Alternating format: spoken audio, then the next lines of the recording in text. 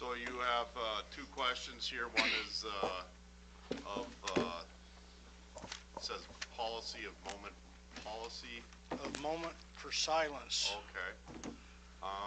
So we're being respectful, and what's your question? Respectful for what and to whom? That's my question. To us. So the question that I have is, I don't mind giving people that deserve a moment of silence the silence. Yep. I don't mind seeing the flag at half-staff when it should be. There is a federal law that dictates when the flag goes to half-staff. Yep. I know there's not a law that says about moment of silence. I understand that. But I checked the policies. I have a copy of all of them. Don't have one. So I'm thinking, if and when you do that, you may want to have a policy. And I understand the situation that's going on down there. Don't necessarily agree with a lot of it, but I understand it. Because you guys got to remember, I was broke in on the Chicago Democrat and Republican Convention of 1968. Chicago was terrible. I saw the results of LA getting burned. I remember when King was killed. I'm that old. Don't want to see that crap again. And as some of you know, I was in the military for a long time. Thank you for your service, sir. And those years in the military was to protect a certain piece of paper. And it gets used out of context a lot of times. And it's the 250th anniversary of that paper. And I think a lot of people don't completely understand everything there is about that paper, don't understand what it took to write it, or more importantly, what it takes to keep it. There's been too many sidesteps of it.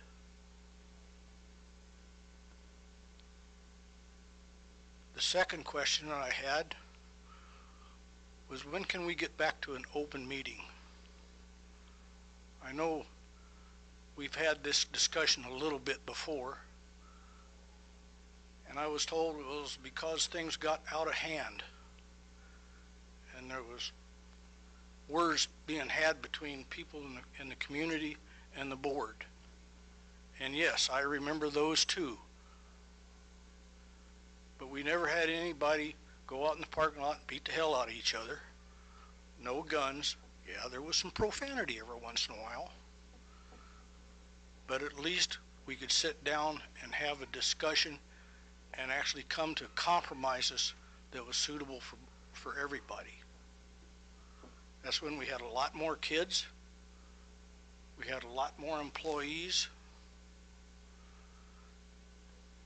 And I just, to tell you the truth, I don't think the openness with the board is there anymore. That's all I got. All right, thank you, sir. All right, next we'll go with the Ellers.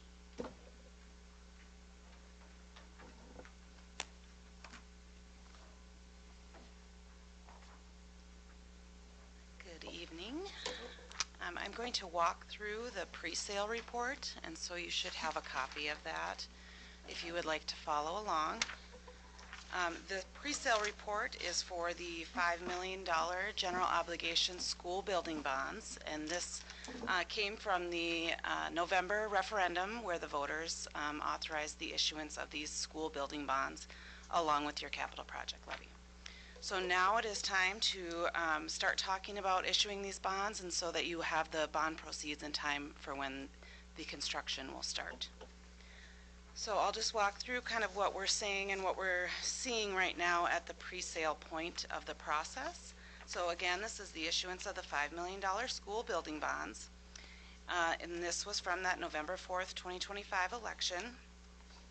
And the annual debt service payments on the bonds will be paid from a property tax levy and then also state aid that'll be received as part of that school building bond ag credit. And so I'm on page 1 right now too, if you want to follow along.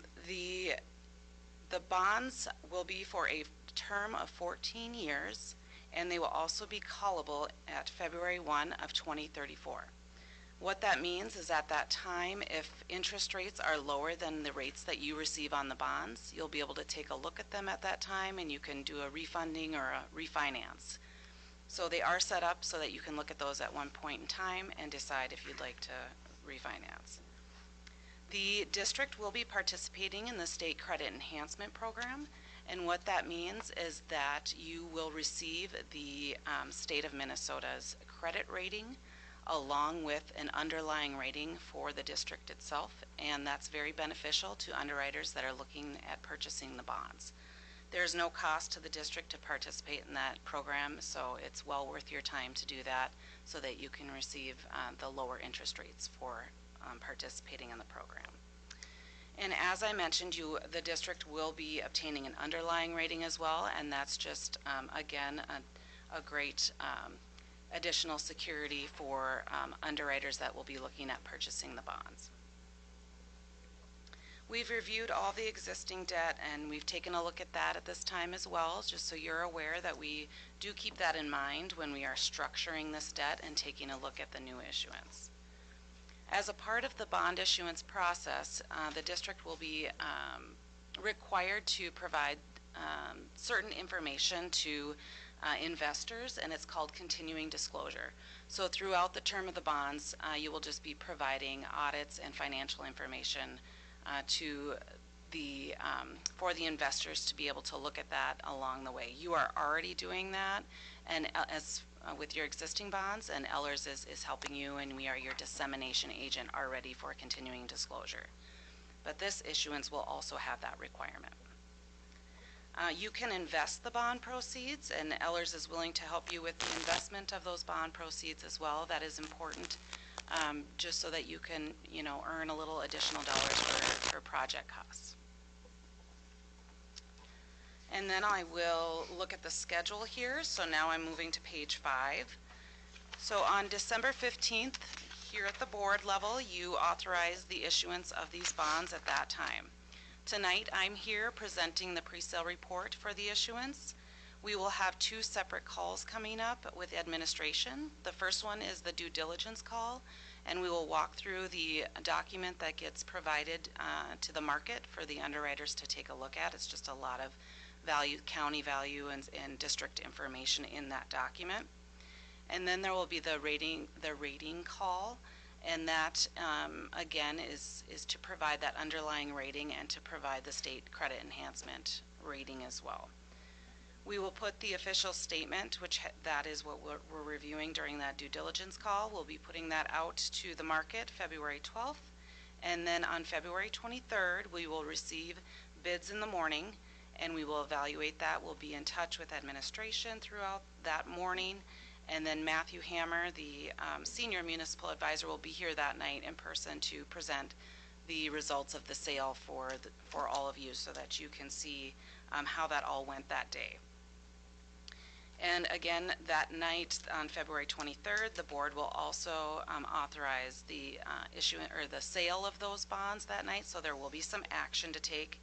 And then the closing date is March 19th, and that is when the bond proceeds will be available, so for your projects. We've got some attachments here that I will just go through briefly.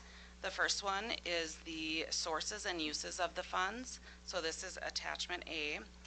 And we've got the par amount there. We did a very conservative estimate of what you could earn for investments. The reoffering premium, we are expecting an underwriter to provide a premium on the bonds. And so with that, and then taking the underwriter's discount, you can see the initial deposit to the construction fund is a little over $5 million, and the net available for project costs is a little over $5 million as well. The net includes that minimal amount of investment earnings that we're including up on the top. So you can see you're a little bit over that 5 million, and that's what you have available for project costs. The next attachment is going to set out your existing bonds, and then it'll show the new bonds coming on, and then on the far right of that it'll show the new tax rate. So what we've done here, there you can see in the middle with the new school building bonds, this is that 14-year term that I talked about. This is the principal and interest amounts, and that sets it out taking your existing commitments into consideration along with the new school building bonds and giving you your new tax rate off to the right-hand side. The next page is really nice. It's got a bar chart. It is exactly what I was just explaining, but in a visual form. So the gray bars are your existing debt. The blue dashed bars that come on top are the new school building bonds. And so you can see this structure that we have set up for the district. Now, if you look out at the structure at 2034, that is when you're going to be able to take a look and decide if interest rates are lower and whether or not you would want to refinance these bonds or refund them at that time.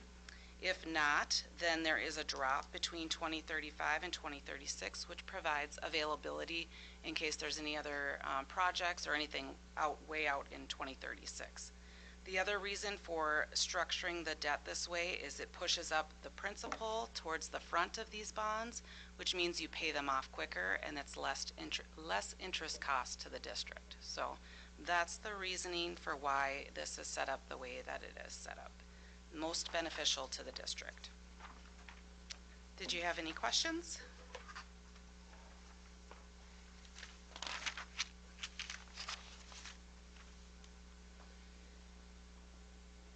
Can you go back to the page 6 and help me understand reoffering premium? Sure. Just some of this is very new to me, so I'm trying to. Yes. Yep, glad to do that. So the reoffering premium, the underwriter, at this time in the market, we're seeing that we're receiving premium bids. And what that means is that the underwriter is going to pay more for the bonds. They do take a small cut of it, and that's why you see the $60,000 on the underwriter's discount and the uses. But this all has to do with the secondary market and investors and how much they think, the way that they want to purchase the bonds for investors. But what it means to you basically is that you will end up with additional funds available for your project costs because this is advantageous to an underwriter to purchase them this way. So it could be higher, it could be lower. Yes. We are fairly conservative on that. I would say that. But sometimes it's right in the ballpark and sometimes it's a little more.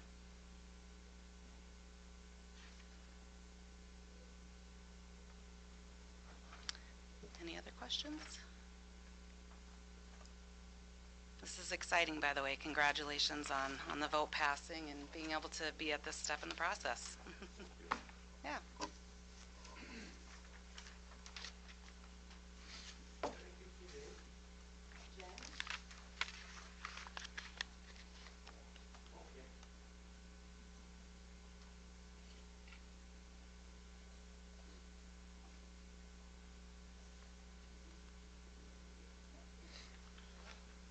All right, next, Sheena, finance review.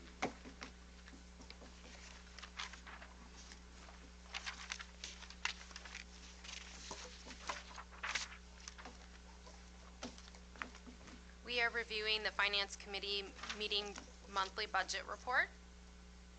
For our revenues, our state revenues are at 33% received, federal revenues 5% received, local revenues 51% received. Your total revenues by site, food service 34% received, community service 10% received, debt redemption 15% received, student activities 53% received. Our grants, Title 401, is we are awarded $115,995.69. Our quarter one draw was $9,416.17, and our quarter two draw will be submitted this week or next week, and we usually receive it within a couple weeks. There was a new grant that we're receiving. Were you going to talk about it today? No, go ahead.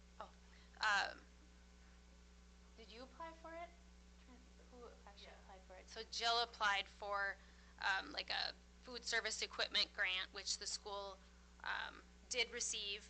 So the grant is about $24,000.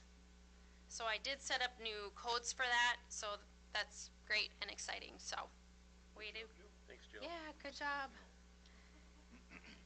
For our expenditures, our salaries and wages are 32% expended, employee benefits 37% expended, purchase services 57% expended, supplies and materials 47% expended, capital equipment 8% expended, and in the category of other, we are 61% expended. Your total expenditures by site: food service 46% expended, community ed 46% expended, debt redemption 100% expended, and student activities 64% expended. All expenditures combined, we are at 38%, which is under budget right now, being at 50% expended through the year.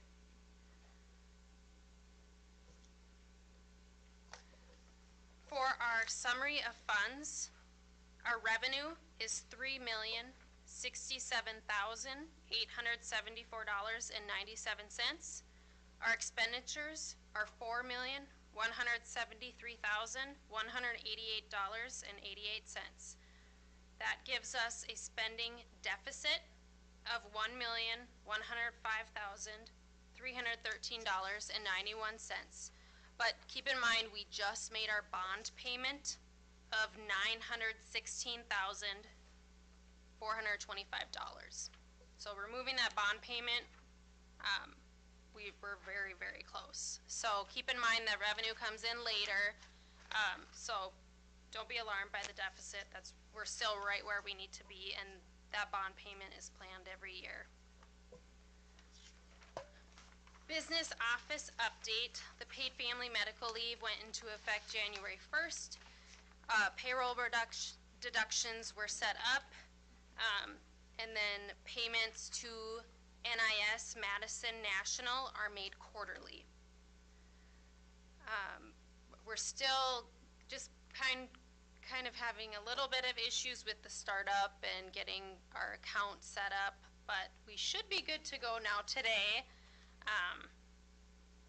Not initially as smooth as we thought, but we should be able to have access today, and as of now we don't have any submissions. So the pay equity report was completed. We did review it at the finance meeting. We are in compliance when you factor in all areas of the pay equity report. So tonight I'm asking for board approval on the pay equity report, and then that will be submitted to the state. And then the results are actually posted in the district office. The pay equity report is completed every 3 years. W-2s are currently available in Smart ER to all staff. They were also mailed out on January 18th. Right now I am working on Q4 unemployment reporting. Our report of outstanding indebtedness was just completed and submitted. ACA reporting is also being completed for our 1095s. Those are due to employees in March. They're due to employees and the IRS in March.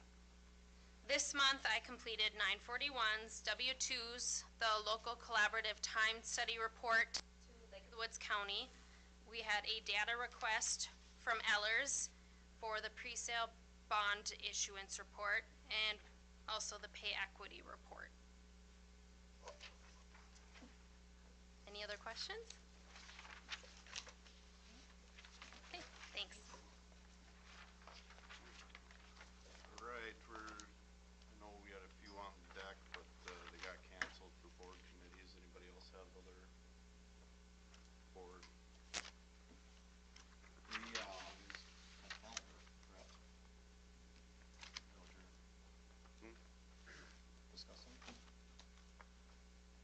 Yeah, committees.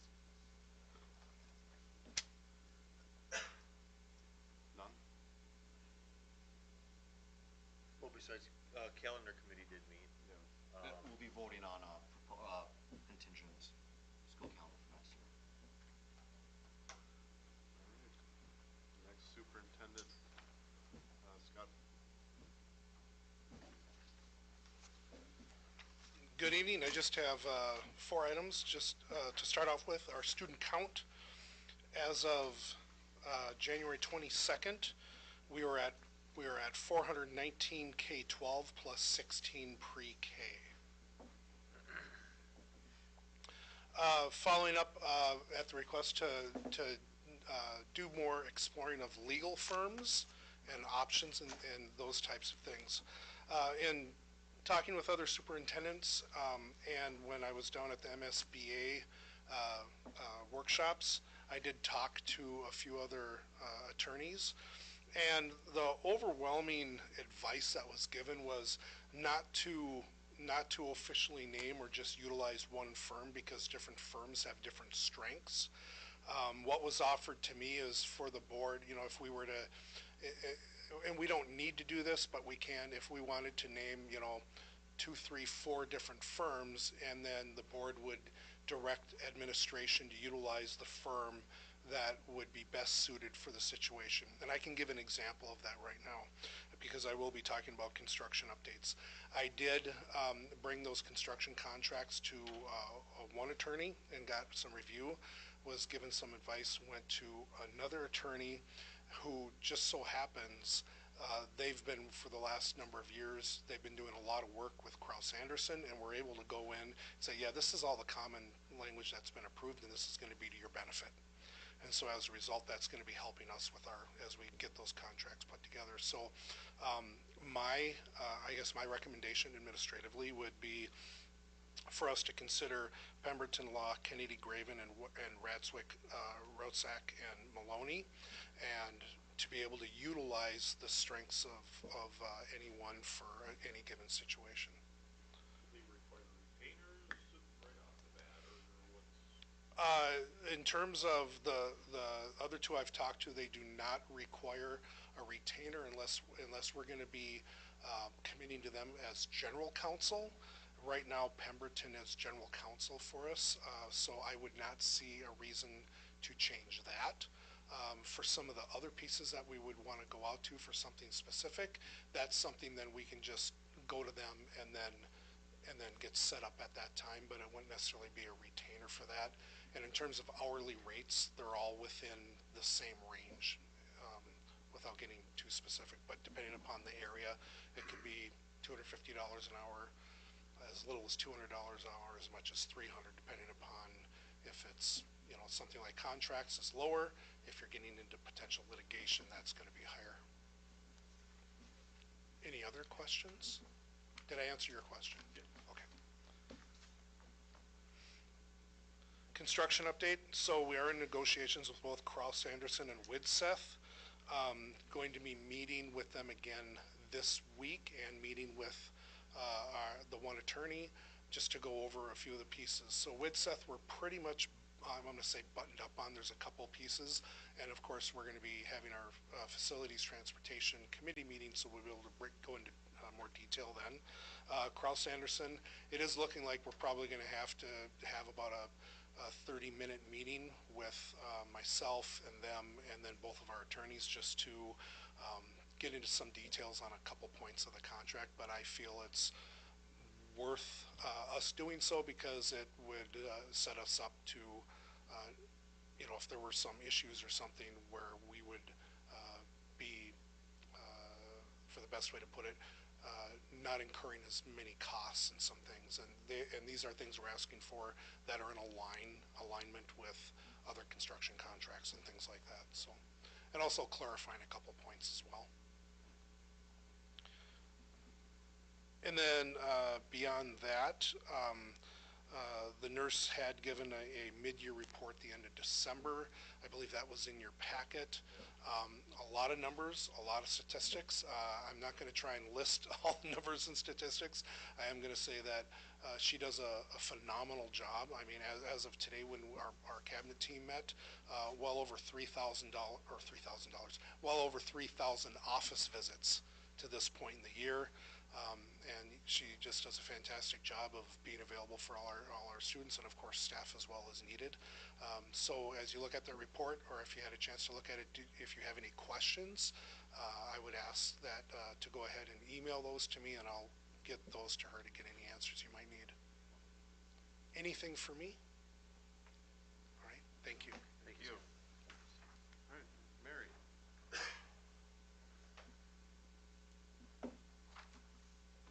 Good evening, everyone.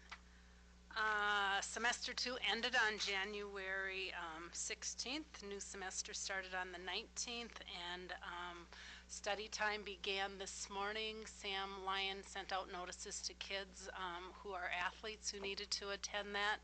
On the 16th, when we had early release on that day, one of the requests I had for teachers, if there were any students that were receiving an F, that parents were notified, since we don't have conferences and we don't necessarily know which parents are always checking Parent View. So that was a request that we would have that communication with parents. I attended the Northern Division Principals meeting on the 14th, and presenters we had were the Pine to Prairie Drug Task Force team.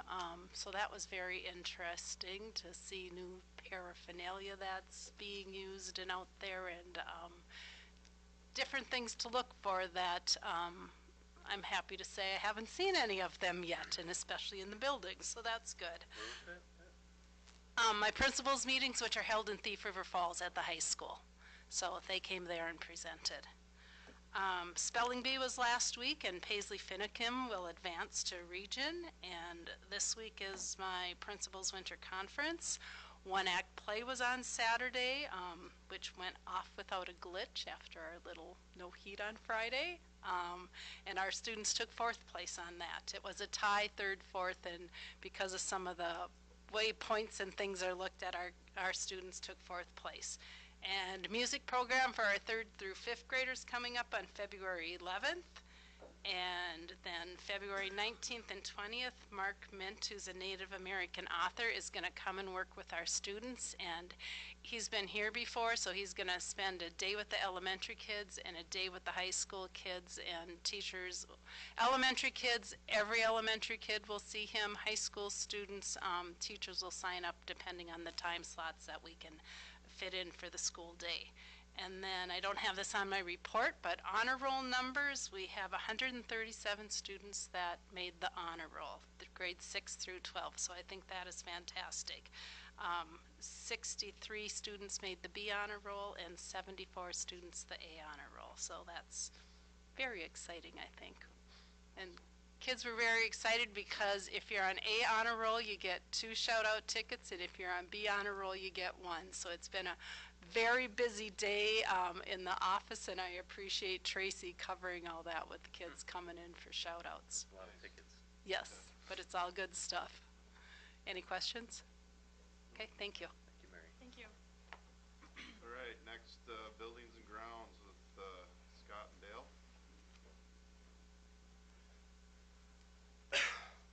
Well, I'll start. So as you know, we had an eventful end of last week with the electric cooperative going to a red zone. Essentially what happened on Friday is after going off red zone, our transfer switch got stuck in between in a neutral position, so we did not go to grid power. So the school was without power for a little over 3 hours. During that time, it was noticed and I was notified, came in, visited with Dale. He was attending to things. I was able to call and Lake of the Woods Electric, he was available over in Roseau, so he was able to come over, and by 4:45-ish or so, they had power back on, contacted North Star, had a person over. The big issue is somebody with who actually has a suit to be able to manually flip that switch over in case there's any arcing or anything for protection, of course. And they were able to do that.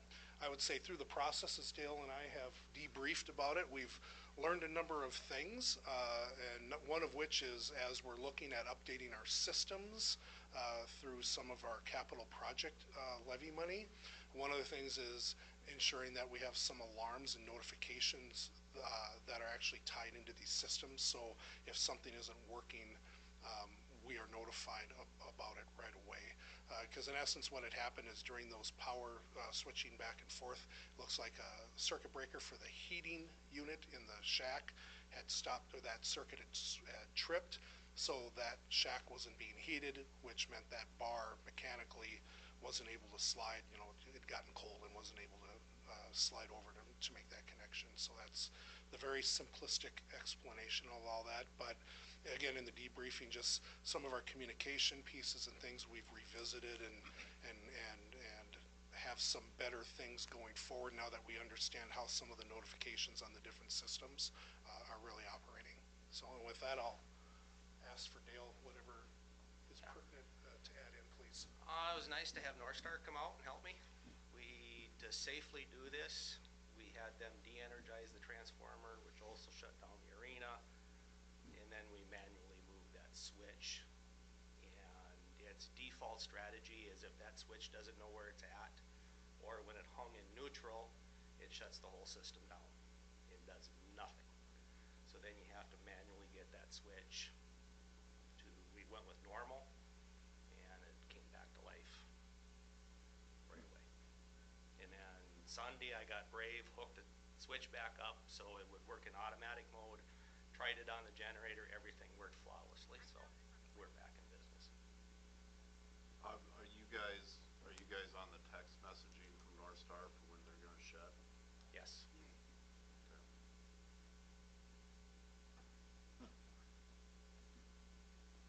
And Dale, you figured out Yeah. Dale had some phone issues with a computer. Yeah, I went to spam and I didn't realize I even had a spam folder till Friday.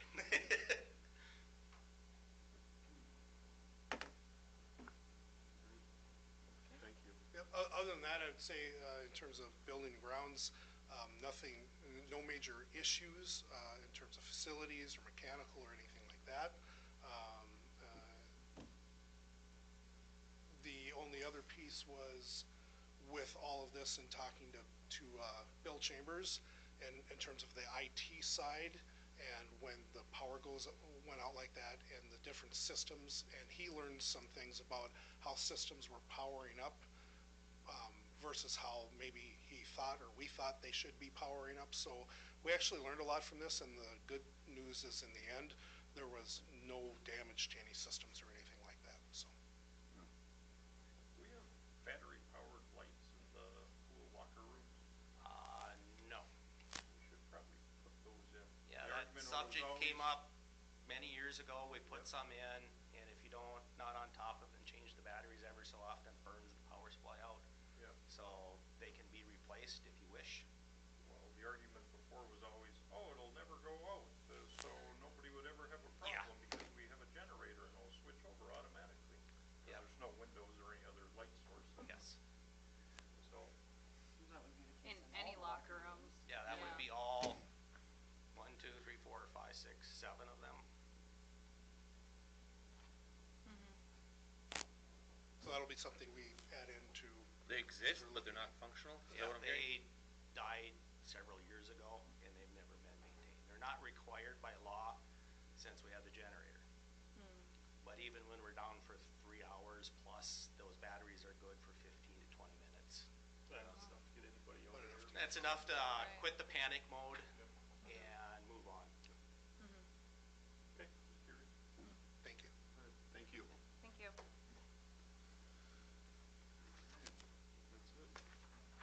That's it. We'll adjourn at 6:35.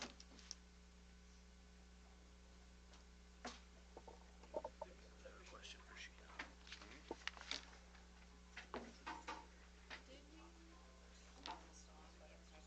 Did we change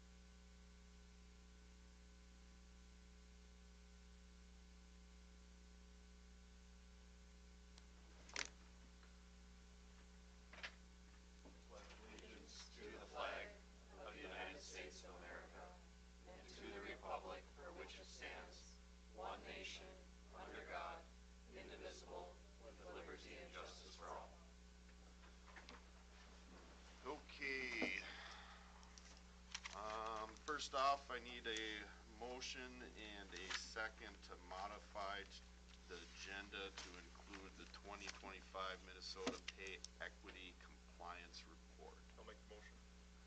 I'll second. Lloyd, any discussion? All in favor? Aye. Aye. Aye. Opposed? All right, motion passes. Now need a motion and a second to approve the December 15th, 2025 meeting agenda. It's 20 December 2026. 26, No. January. Meeting, okay. So we had a motion by Me. Robin, second by I'll second. Boyd. Any discussion? All in favor? Aye. Aye. All opposed? Motion passes. Board presenters, written communication, the old business. All right, on to new business. Need a motion and a second to approve the December 15th, 2025 regular board meeting minutes and the January 5th, 2026 organizational meeting minutes. I'll make a motion. Motion by Kay Johnson, Second. second by Boyd. Any discussion? All in favor? Aye. Aye. All opposed? Motion passes. And need a motion and a second to approve the invoices, financial statements, bank reconciliation, wire transfers, and purchase card statements. I'll make that motion. Motion by Craig, I'll second. by Robin. Any discussion? Reconciliation's always the hardest part to say around here. Yeah. Any discussion? All in favor? Aye. All opposed? Motion passes. Need a motion and a second to approve the appointments. Appointments are Dale Bruin, part-time custodian as seasonal, and JP Sweet as varsity track coach. I'll make the motion. Motion by Kay Johnson, Second. by Boyd. All in favor? Aye. All opposed? The motion passes. A motion and a second to approve resolution 2025-2026-10, accepting a donation of $100 from the American Legion Auxiliary for the backpack program. Make the motion. Motion by Boyd, I'll second. by Robin. Any discussion? Thank you, American Legion. All in favor? Aye. Opposed? Motion passes. Motion and a second to approve the 2025 to 2027 master agreement with the Lake of the Woods, Minnesota School Employee Association. Make the motion. Motion by Boyd, I'll second. second by Kay Johnson. Any discussion? All in favor? Aye. Aye. All opposed? Motion passes. Need a motion and a second to approve the memorandum of understanding with Lake of the Woods, Minnesota School Employee Association for paraprofessional driving of the special education bus. I'll make the motion. Motion by Severs, Second. second by Boyd. Any discussion? All in favor? Aye. All opposed?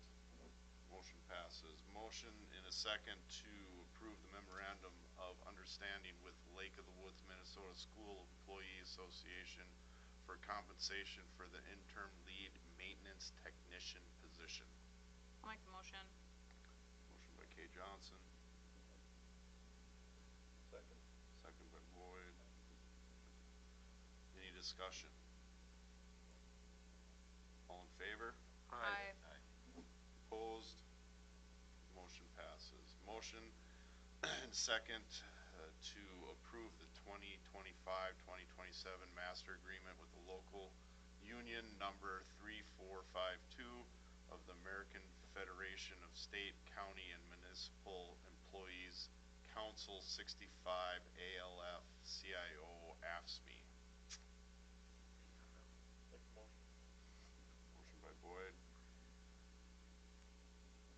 Second. Second by Kay Johnson. Any discussion? All in favor? Aye. Aye. All opposed? Motion passes. A motion and a second to approve the memorandum of understanding with the local union 3452 of the ASME Council 65 AFL-CIO for additional duties and compensation for the administrative assistant accounts payable position. I'll make the motion. Motion by Kay Johnson. Second. Second by Boyd. Any discussion? All in favor? Aye. All opposed? Motion passes. Motion and a second to approve the memorandum of understanding with local union number 3452 of the ASME Council 65 AFL-CIO for additional duties and compensation for the district assessment, MARS, and student data systems position. Motion. Motion by Boyd. Second. Robin. Any discussion? All in favor? Aye. All opposed?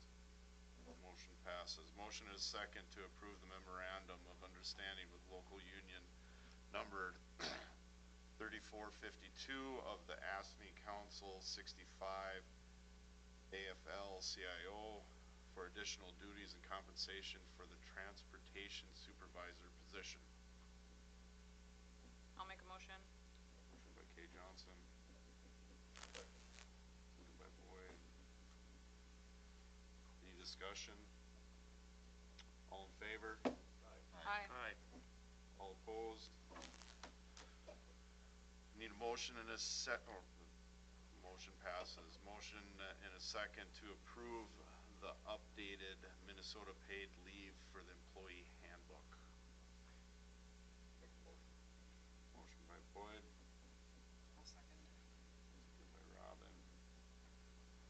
Any discussion? All in favor? Aye. Aye. All opposed? Motion passes. Motion and a second to approve the 2025-2027 contract with the pre-K through 12 principal. I'll make the motion. Motion by Kay Johnson. Second. Second by Boyd. Any discussion? All in favor? Aye. All opposed? Motion passes. Motion and a second to approve the 2026-2027 school calendar. Motion. Motion by Boyd. Second. Second by Robin. Any discussion? All in favor? Aye. Opposed? Motion passes. Need a motion and a second to approve the memorandum of understanding with local union number 3452 of the ASME Council 65 AFL-CIO for additional duties and compensation for the athletics community director, community ed director position. Motion. Motion by Boyd. I'll second. By Hayes. Any discussion? All in favor? Aye. Opposed? Motion passes. Need a motion and a second to approve the 2025 Minnesota Pay Equity Compliance Report. I'll make the motion. Motion by Severs. Second by Sonstegard. Any discussion? All in favor? Aye. All opposed? Motion passes. Other business? Just a question for the board. With the goal of within the next, I'm hoping 10 days, to have the construction contracts approved, Approved. Does the board want to consider scheduling a potential special meeting ahead of the next regular board meeting in February, if needed, so that they can continue with their process for getting the bid process going, so that we can start construction this summer? Yeah. Schedule it, we can always cancel it if we don't need it. You wanna look at some dates? Looking at dates right now, and would be looking at the week of February 9th.